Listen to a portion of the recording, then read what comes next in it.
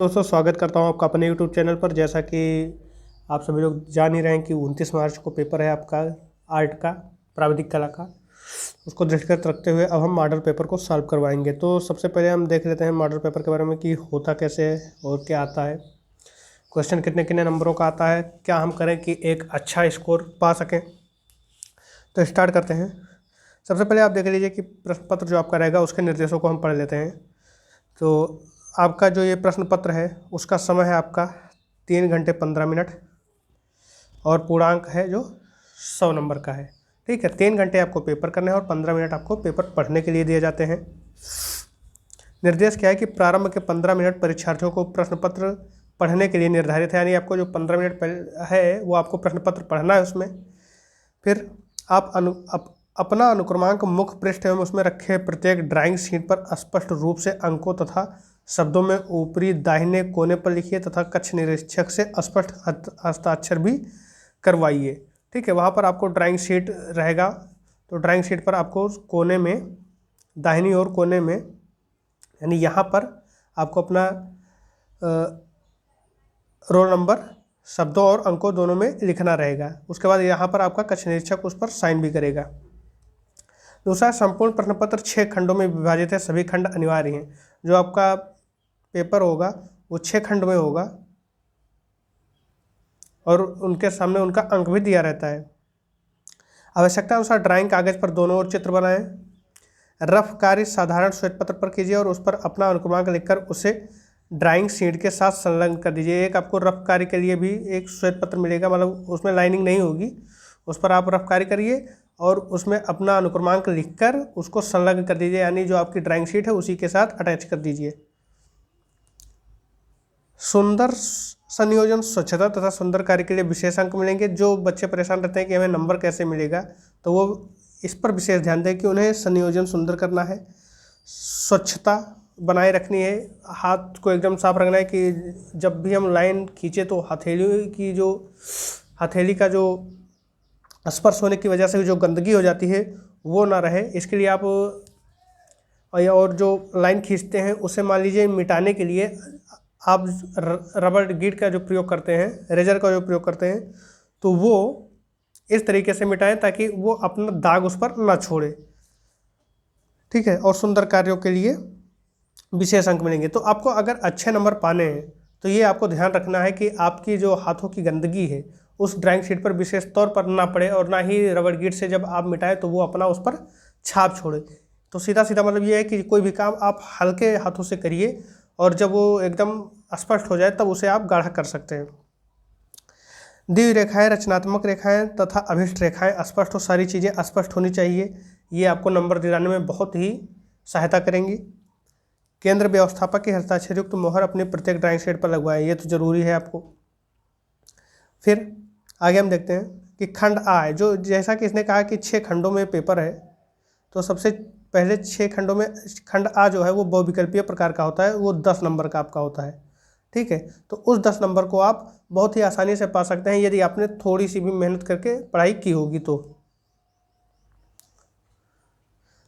आइए हम क्वेश्चन पर ध्यान देते हैं। इसमें सबसे पहले कह रहा है कि 1 मीटर बराबर 2.5 सेंटीमीटर प्रदर्शित करने वाली विकर्ण मापनी की निरूपक भिन्न क्या होगी। तो आप जानते ही हैं कि निरूपक भिन्न क्या होता है, ड्राइंग पर माप अपान एक्चुअल में जो लेंथ होती है। तो ड्राइंग पर कितनी है 2.5, एक्चुअल में कितनी है 1 मीटर यानी 100 सेंटीमीटर। यहाँ से आप 10 हटाएंगे 1000 हो जाएगा, 25 एकम 25, 25 चौका 100। ये क्वेश्चन मैंने बोर्ड पर आपको करवाया भी है। ये आपका हो जाएगा 40, 1/, यहाँ लिख दें 1/40। तो ये आपका गाय आंसर सही हो जाएगा। ये कैसे होता है ये मैंने आपको बोर्ड पर कराया है, अगर देखना है तो आप वीडियो, हमारे जो पिछले वीडियो है उसमें जाकर आप देख सकते हैं। फिर है कि स्पर्श रेखा दीर्घवृत्त में किसे स्पर्श करती है। आप जानते हैं कि स्पर्श रेखा होती क्या है। मान लीजिए कि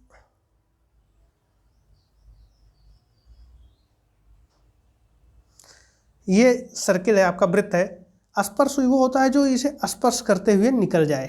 ठीक, तो स्पर्श करते हुए निकलती है जो, तो जो दीर्घवृत्त होता है आपका वो कुछ इस तरीके से होता है। जो दीर्घ अक्ष होता है, देखिएगा प्रत्येक विकल्प को आप ध्यान से देखिएगा और यहाँ जो मैं बता रहा हूँ वो देखिए। दीर्घ अक्ष होता है जो सबसे लंबी लाइन, जो दो सिरों को जोड़ती है, सबसे लंबी लाइन, और ये होता है लघु अक्ष। ठीक, ये आपका हो गया लघु अक्ष, ये हो गया आपका दीर्घ अक्ष।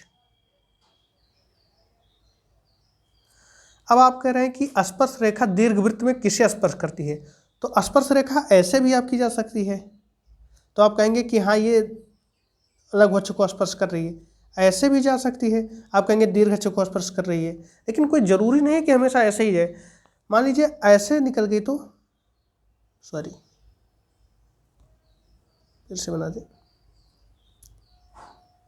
ऐसे निकल रही है तो इसके वक्रता को, मतलब उसके घुमाव, वक्र मतलब होता है घुमाव, उसके घुमाव को टच करते हुए निकल रही है, तो यहाँ पर जो आपका आंसर हो जाएगा वो क्या हो जाएगा, वक्र। ठीक है, किसी वर्ग का अनुविक्षेप एवं उच्छेद क्या होगा। ठीक, ये क्वेश्चन है कि वर्ग का अनुविक्षेप एवं उच्छेद क्या होगा। तो सबसे पहले ये समझ लीजिए कि अनुविक्षेप और उच्छेद होता क्या है। तो मान लीजिए किसी भी चीज़ को हम जब सामने से देखते हैं, ये वर्ग है, इधर से देखें तो इसकी जो परछाई बनेगी वो भी वर्गाकार ही बनेगी। ठीक,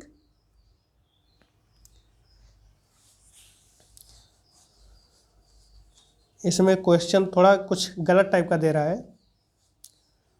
लेकिन ये होना चाहिए घन, फिर भी हम देखे ले रहे हैं। अगर हम सामने से देखेंगे तो ये वर्ग बनेगा, और जब हम ऊपर से देखेंगे, अब यहाँ पर गलती ये है कि जब ऊपर से देखेंगे तो हमें सिर्फ एक लाइन मिलेगी, ठीक है, जो इसकी लंबाई के बराबर होगा। बट यहाँ पर क्वेश्चन में ऐसा कुछ दे नहीं रहा है, मतलब विकल्पों में, तो हम यही मानेंगे कि ऊपर से देखने पर भी ये वर्गाकार हमें दिखाई दे रहा है। ठीक, तो यानी दोनों वर्ग हमें दिखाई देंगे। तो क्या विकल्प हो जाएगा, वर्ग और वृत्त, बिल्कुल गलत है आंसर, ये होगा नहीं। वर्ग और वृत्त नहीं होगा क्योंकि दोनों इस तरीके से दिखेंगे। वर्ग और आयत, ये भी नहीं होगा। वर्ग और वर्ग, ये होगा। ठीक, यानी आपका ग आंसर सही है। वर्ग और त्रिभुज, तो वो भी नहीं होगा, तो इसका ग आंसर सही है। अगला क्वेश्चन हम देखते हैं,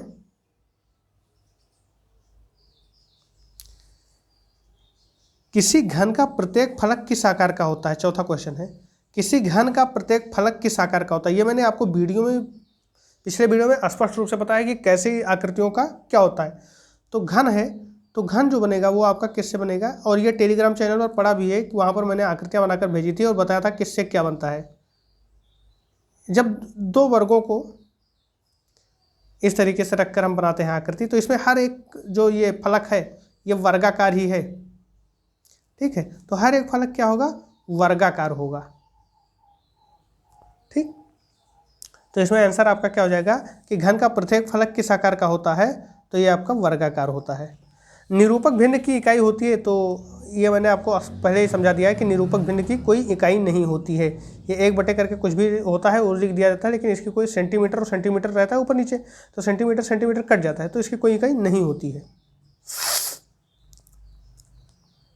फिर है कि निम्नलिखित में से किस ठोस में आयताकार फलक होते हैं।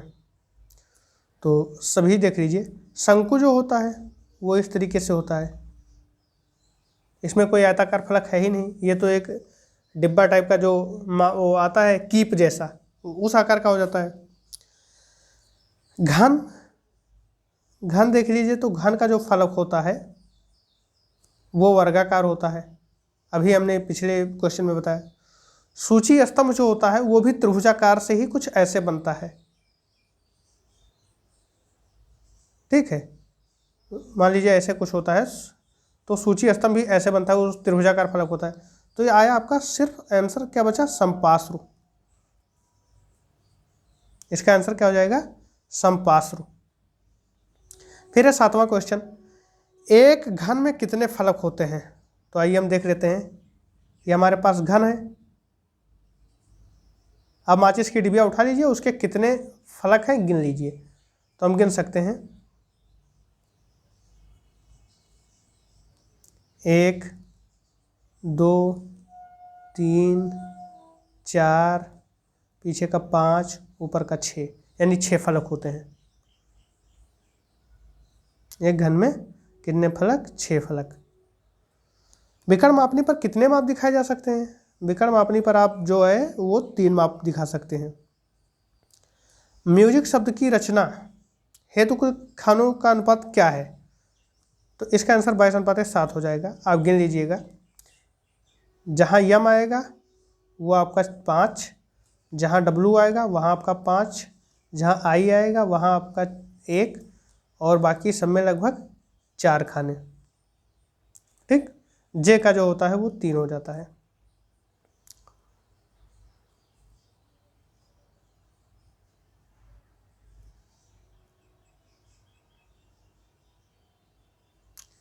एक साधारण ईंट का सम्मुख दृश्य क्या होगा? ठीक है, तो एक साधारण ईंट का सम्मुख दृश्य पूछ रहा है हमसे। तो पहले हम देख तो लें ईंट होगी कैसी। तो ईंट कुछ ऐसी होती है।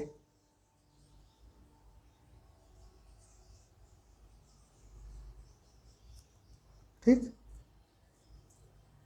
ईंट ये देखिए कुछ ऐसी होगी।